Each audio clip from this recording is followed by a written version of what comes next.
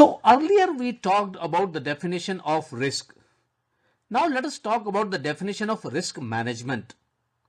This particular definition of risk management I have taken from Wikipedia. So at first look, this looks very complicated, complex.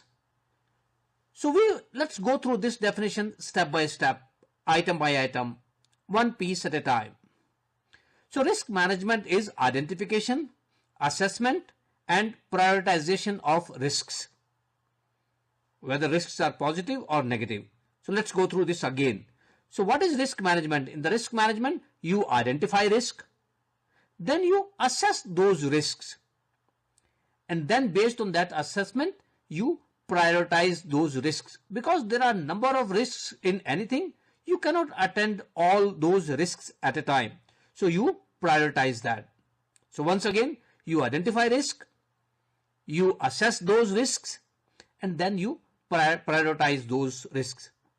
So now you have a list of prioritized risks. So what do we do with this? So this is followed by coordinated and economical application of resources. So now once you have defined risks, you have prioritized those, now you need to put money or economical application on top of that. You need to apply resources to minimize those risks. And what is the purpose of that? The purpose of that is, the purpose of putting resources is to minimize risks, monitor risks, sometimes you want to monitor that, and control risks. So you minimize, monitor, and control risks. And what you do in all these things is, one is the probability. So you are looking at minimizing the probability, the chance of that happening, if you could minimize those, or if you could minimize the impact of the risks. So either you minimize the probability or you minimize the impact of that, or both, if this is a negative risk. And if it is a positive risk, then you maximize the realization of opportunities. I hope this clarifies the definition of risk management. But if it is still not very clear, let's go to the next slide where I have put the same definition in the form of a diagram. So let's look at that. So the same definition which you looked on the previous slide has been presented here in the form of a diagram. What you do in a risk management, you identify risks, you assess those risks, and then you prioritize those risks. Once you have done that, then you apply resources. At the top you see for the negative risks, and at the bottom you see for the positive risks. So you apply resources to minimize, to monitor, or to control either the probability or the impact of the event, or both. And for positive risks, you want to maximize the realization of opportunities. So in a sense, this particular definition of risk management covers more or less the whole summary of the risk management course. So this is what the whole risk management course will be about. So in the previous two slides, we looked at the definition of risk management as defined in the Wikipedia. Here let's look at the official definition provided in ISO 31000. So the risk management is defined as the coordinating activities to direct and control an organization with regards to risk. So in a way, in a nutshell, I can say managing risk is a risk management. That's how probably I will read this definition as, how you coordinate activities to direct and control the organization with regards to risk. So this is the official definition as given in ISO 31000. ISO 31000 defines certain risk management principles. So your risk management process should have these things in place. First thing is that it should create and protect value. So the purpose of risk management is to protect value and to create value for the organization. It has to be integral part of organizational processes. So you cannot have risk management as a standalone group or standalone process. This has to be a part of organizational processes, inbuilt into all processes, not a standalone process.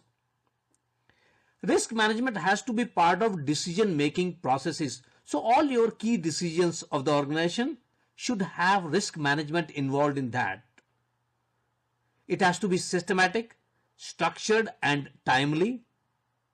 And your risk management should be based on the best available information.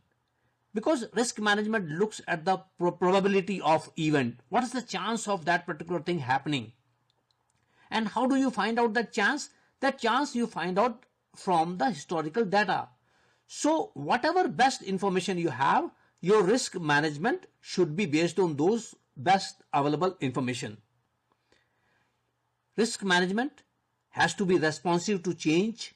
As things change, so will your risk management process, and your risk management process should be capable of continual improvement and enhancement. So you need to keep on improving your risk management process as you move forward, as you learn more things.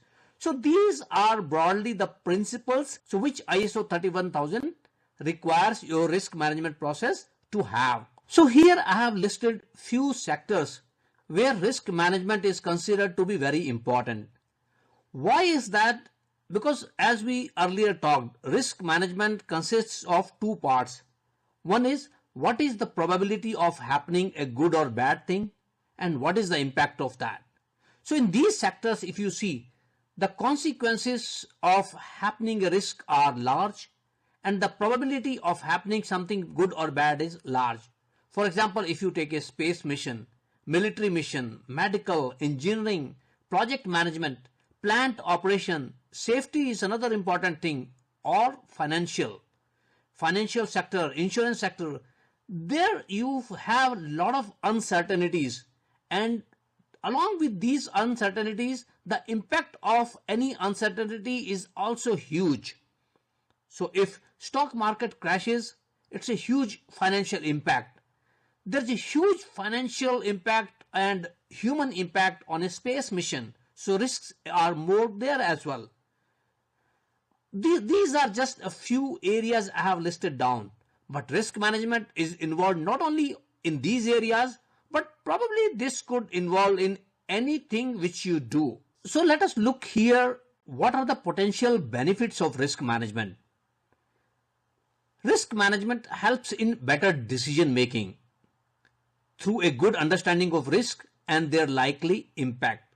So if you know the risk, if you know the probability of something happening good or bad, if you know the impact of that, you can always make a better decision rather than making a decision without knowing things. So risk management helps in avoiding surprises. So there are less surprises because you would have already identified a risk. You would have already assigned a value for that risk. You would have already assigned some reserve for that risk if you knew that there is a possibility of risk. And with that, you can effectively use your resources and your stakeholders, people who have stakes in your project, in your company, in your organization, in yourself, will be more assured if they know that there is a risk management thing in place and the decisions which you or your company are making are based on facts. So that way you will take a good decision and that assures your stakeholders.